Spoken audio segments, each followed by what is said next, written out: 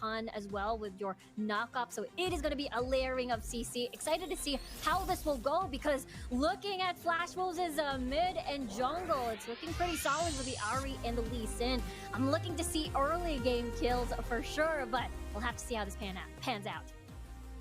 The Silent Battery is also an indicator for who Noel should hit with the Demacian Justice, as we see this early push coming 4 members from Buriram United Esports. So what they want to do is get early mid prio here as much as possible so that they can control the jungle state, control the lane assignments.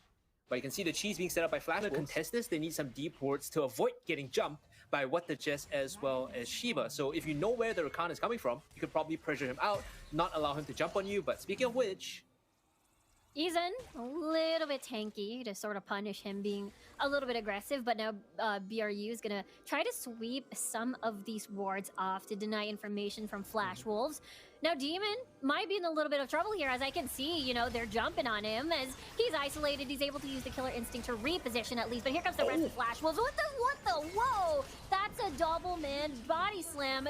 Kinemon will fall, and he's going to be the sacrifice for first blood. And now Buriram, unfortunately, just wants to run away now. Good charm. Oh wait, it's not yet over. There's the charm. There's the electrocute proc, and Shiba solo right now. At the moment, Noel is just going to be that meat shield for the rest of the squad.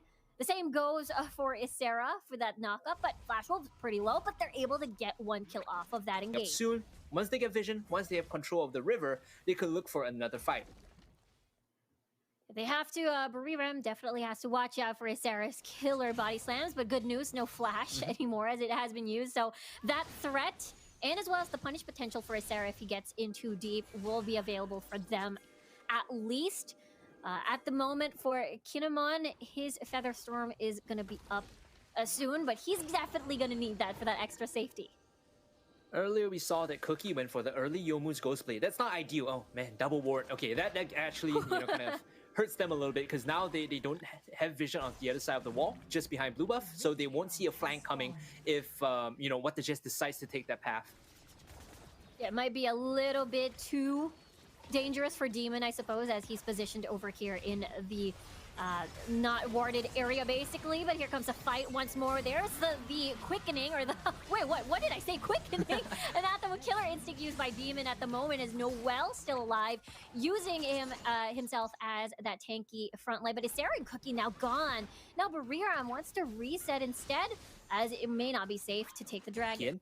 It seems like Buriram United Esports with Kinemon in the dragon lane will not be able to contest this Rift Herald.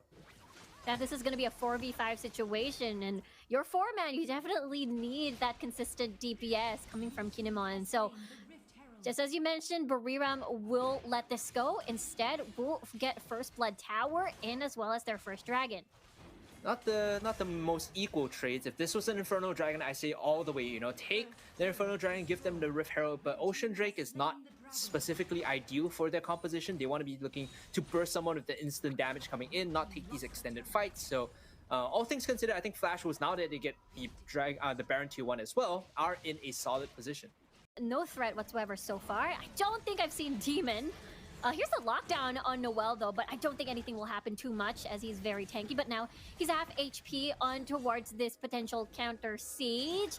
Whatthejes will greet Cookie, but he's just going to fly away towards Kinemon over there. But nothing will happen as Buriram will just destroy this Rift Herald. Rift Herald forced in mid, makes Buriram United Esports rotate down to defend it. And of course, Bruce is here. He's going to get engaged upon, but still has the Spirit Rush to get out. Yeah, there's the quickness. Bruce is so low at the moment with the Spirit Rush, just as you mentioned, just for that out.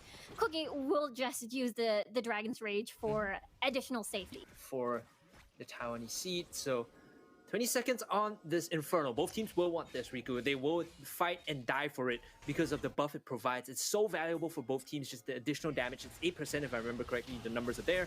Oh, hold on. Good kick in. What the kick. Cookie into the charm. Are you insane? As they catch out Shiba in his own jungle, but no jungler now for this Infernal Drake.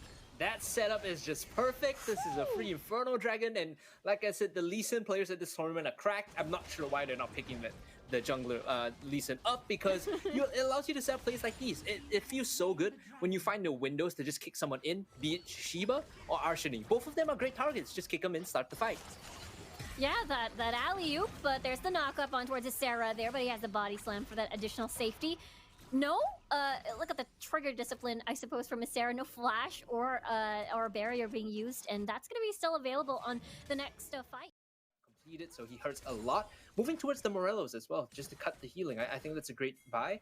Even without the passive, it's still pretty efficient, and when you do add the passive in, it just feels that much better. Engage into the mid lane. Oh, double knock-up. There's the quickness coming in. They're going to be backing off a little bit, but now the tower is down. But now Demon is going to be the focus, and that's no AD carry for FlashWolves. And now they want to just run away, but Buriram in the 5v4 situation. They're looking to siege down this mid tier 1. It'll go down very quickly with Ziggs here. I don't think FlashWolves can defend. Whoa, that's a double man knockoff coming from Ysera, but that's a dive coming in from Whatthejes. Now the tower still stands, but Cookie and Demon is now long gone. It's gonna be a 3v5 situation. Still no deaths for Buriram United. Gotta sweat a little bit now that, you know, they haven't been able to take things just what they've done in, you know, the previous 10 minutes. Mm-hmm. Holding on to the control here, looking to put down vision first. You can see that Shiba is actually very far from his team. He needs to join in right now. Oh, Noel, though, is going to get sandwiched by both of the rest of FlashWolves, but he is pretty tanky.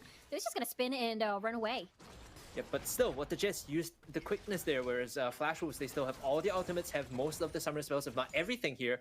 So that's just a free pick, you know. It removes the engage potential for Buriram for another, 30, 45 seconds, leaving them to just check the vision out, let the side of FlashWolves set up. That's true, they'll heavily rely on Shiba for the assault and battery, but what is your AoE engage? There's the flash knock-up headbutt and everything else. As, you know, we get to see the Ari Bruce coming from the side, but there's no charm hitting. So the engage will not pass through, but look at that, Shiba. Already 1/4 HP, but looks like FlashWolves is just gonna settle for this dragon. You can see what FlashWolves are trying to do there. They're like baiting the Baron. Hey guys, you want to check this? We could take this very quickly because we have Kaisa. And Buriram called them on their bluff. They step up and then FlashWolves kind of have to force the engage this one. So far, so good for FlashWolves. They're now starting this one just to try to see and bait it out. Eason will be the one trying to zone them in while they have to wear their dancing shoes with the zigs, pokes, and the bombs. Ysera so low right now, but Eason's gonna start the fight. There's the charm. There's the Salt and Battery towards as Shiba is gonna run for the hills. He's pretty much very low at the moment. That's gonna be a double kill already from Demon, and 3 members down some more as the rest of FlashWolves wants to restart the fight. Demon, Eason, and everybody else are pretty much low, but it doesn't matter as that's gonna be an ace on the side of FlashWolves as they're marching down the mid lane. You saw the window there for Demon. Once all the spells were out, once the Assault and Battery was committed, he knew he could fly in with the Killer Instinct to clean up the fight, and this should be game here. Coming in for FlashWolves, the Oppo team ace for this insane lineup. Honestly, they pulled the trigger to end the game so quickly, I'm at a loss for words. I thought they were going to drag this one